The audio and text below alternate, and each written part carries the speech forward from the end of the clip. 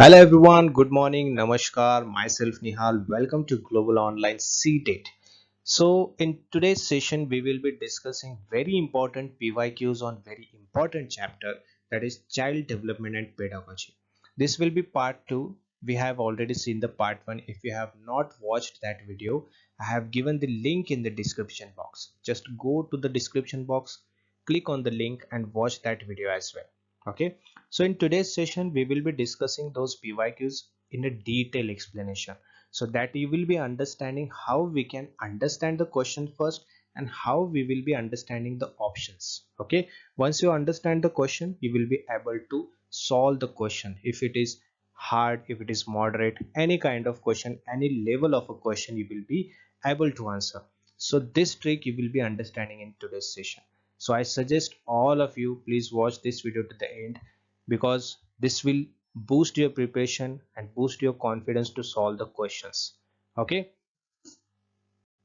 all right, so this is first question on your screen. You can see, as per the Howard Gardner's theory of multiple intelligence, which of the following set represents correct match of intelligence and associated characteristics? Okay, so in the options you can see, we have, the question has given us the option like we have intelligence and the characteristic, associated characteristics with that. So basically what we need to do, we need to select the option which is correctly matching. Okay, so what we have given, intrapersonal skill in the understanding and relating to others, logical mathematical skill of dance and athletic abilities, musical performance or composition skills, and spatial skills of appreciating the natural world. Okay, so what will be the correct match of this? Okay, only one option is correct. So the right answer is option 3, that is musical performance or composition. See, intrapersonal we have given the first option, okay, which is not correct. Why? Because intrapersonal and we have given the skills in understanding and relating to others. That is not correct. Intrapersonal intelligence is the capacity to understand oneself. Right. So that is why it is called intrapersonal. Right. One's emotions, motivation, inner states. That is your intrapersonal. Okay, second option, that is logical and mathematical, and the characteristics we have, the skills of dance and or athletic ability. That is also not correct. Logic or mathematics, okay, that intelligence refers to the logical reasoning or numerical skills or scientific thinking. It is not like a skill of dance and athletic abilities. Correct. This we can consider as a kinesthetic intelligence, that is more of practical work. Right. Third is correct. Okay, fourth we will discuss and then we'll go to the third one. Fourth is spatial, that is skills of appreciating the natural world that we have given. That is also not correct. Okay, that intelligence, the spatial intelligence, means is the ability to think in a three dimensions. Getting it? Visualizing the objects, mentally manipulating them. That is your spatial. And the correct option is musical. That is correct. Okay, performance or composition skills, that is correctly matching.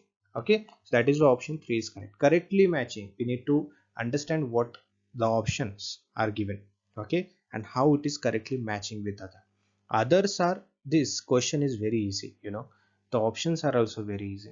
We know that intrapersonal, that means it should be that there is something intrapersonal, yourself, which is connected to oneself, ourself, right?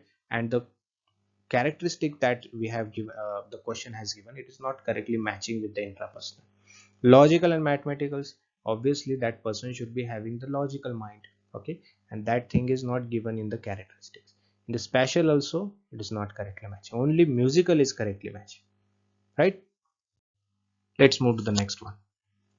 Which of the following statement is not correct about learning? 1, learning depends on learner's previous knowledge. Second, learning implies organization of prior conceptual schemes. 3, learning is facilitated by the social action. And the fourth, learning as a product rather than a process.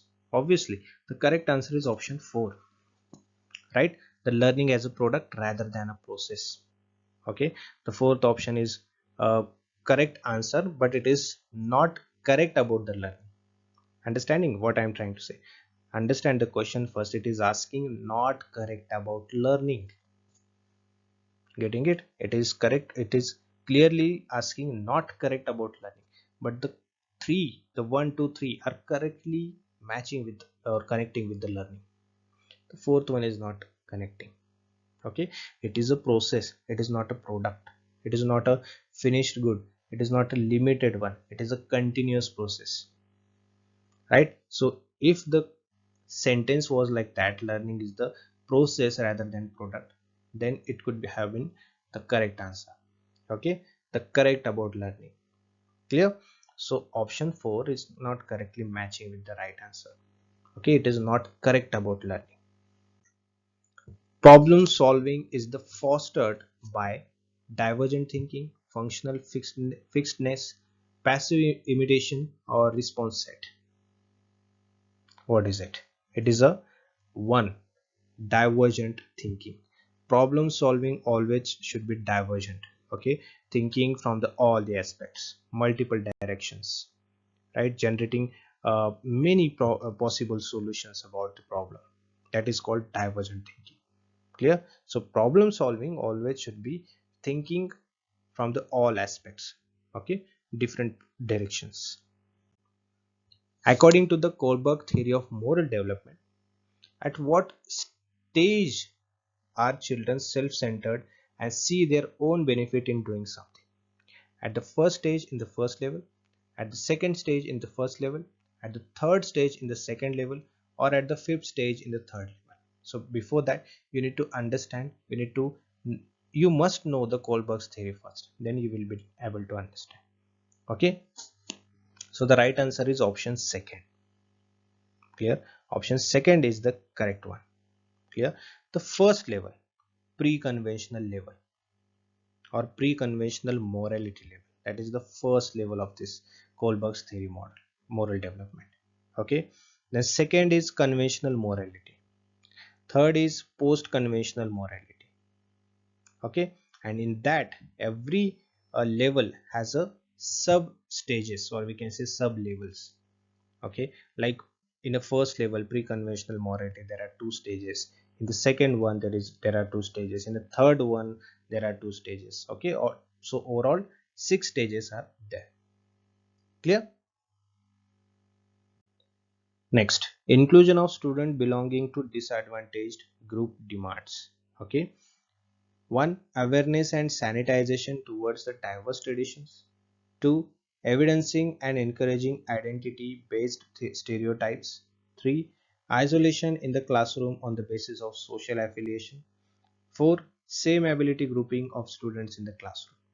Okay, you can also give an answer in a comment box. Okay, so right answer is option 1, awareness and sensitization. Okay, not sanitation, sensitization towards the diverse tradition.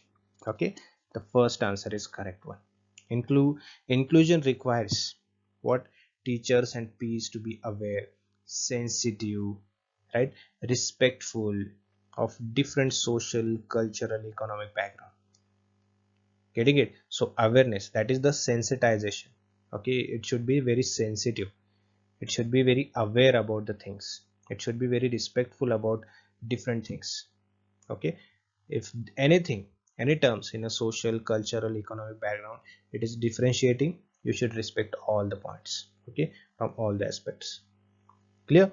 And you should, as a professor, as a teacher, sorry, as a teacher, you should promote the equality, the dignity. Okay, so that is the correct one, the first option is correct. Which of the following is characteristics of effective feedback in the classroom? Okay, what the question is asking, the feedback that we get in from the students in the classroom, so what thing or what option will be the correct or effective feedback? It is given only at the end of the task, or second, it is broad and generic, third, it is only focused on the outcomes, and fourth, it is timely and specific. What is it? It is timely and specific. Okay, the first option, it is given only at the end of the task, it is ineffective, it's not effective. Okay, feedback should be given during learning process as well. Correct? Second, it is broad and generic. It should not be broad. It should be very specific, clear and detailed, and targeted as well. Third one, it is only focused on the outcomes. No, it is also ineffective. Okay, the effective feedback always focus on the both processes, right? What both processes? How the task was done and the outcome, to help to improve the understanding. Okay, and the fourth one, it should be it is timely and specific. That is the correct one. Okay, feedback always should be given on a right time, given at the right time and specific to the learner's performance. Clear? So that is why option 4 is correct. Okay, next question. Proximodistal principle states that in infancy, 1, the limbs continue to grow faster than the hands and feet. Second, development proceeds from head to toe. Third, development of language occurs rapidly as it is sensitive period for development. And fourth, physical development occurs rapidly with the development of a fine motor skills. Okay, I'll give you the answer first and then I'll explain. Okay, first thing, the first answer is correct one. The limbs continue to grow faster than the hands and feet. See, first thing you need to understand proximodistal principles. Right? What does it mean? Proximodistal, that means near to far. Near to far. Getting it? Which is near. From near to how much it is far. That is proximodistal. That means it refers to the pattern of physical development which starts at the center of the body and then move forward or outwards. Getting it? To the extreme level or extremities we can consider it. Clear? That is why it is called near to far. Okay, nazdik se dur tak. That is called proximodistal. For example, the infants, okay, can gain control over the torso, then the arms, then finally hands, and then fingers. Clear? That is called proximodistal, from near to far. Clear? And in the options we can consider the first one is correct. Limbs continue to grow faster than the hands and feet. Okay, according to this theory, that proximodistal principles, okay, the larger the central body parts, the limbs we consider it, develop before the smaller ones, the distant parts like hands and fingers. Before that, these limbs will be what we can say, will be developed first, and then those things will be developed, hands and feet and all. Clear? Next, assertion reason question is asking, school curriculum should give reasonable space and value to learners' cultural knowledge. Reason, because supporting students to uphold their cultural identities facilitates learning. What does it? Is it correct? Both the correct or not? Just give your answer in the chat box. As per my knowledge, the both are correct. Okay, and reason is also correct explanation of assertion. Getting it? Option A, oh sorry, assertion is true because a meaningful and inclusive curriculum respects and integrates students' cultural background. Getting it? So making the learning process more engaging and more relevant, more interesting. Yeah. Then the reason, it is also correct. Okay, when students feel their cultural identities are respected, right, the students are feeling respected. Okay, whatever from the cultural background they have, that cultural background is going to be respected. Okay, right, so they are more confident and motivated and they will be participated in learning. Clear? So that is the correct explanation as well. Which of the following is a typical characteristic of dyslexia? Dyslexia is a disease. Okay, so what is the characteristics about dyslexia? One, difficulty in creating problem solving, difficulty in phonological processing, difficulty in physical coordination, or difficulty in spatial awareness.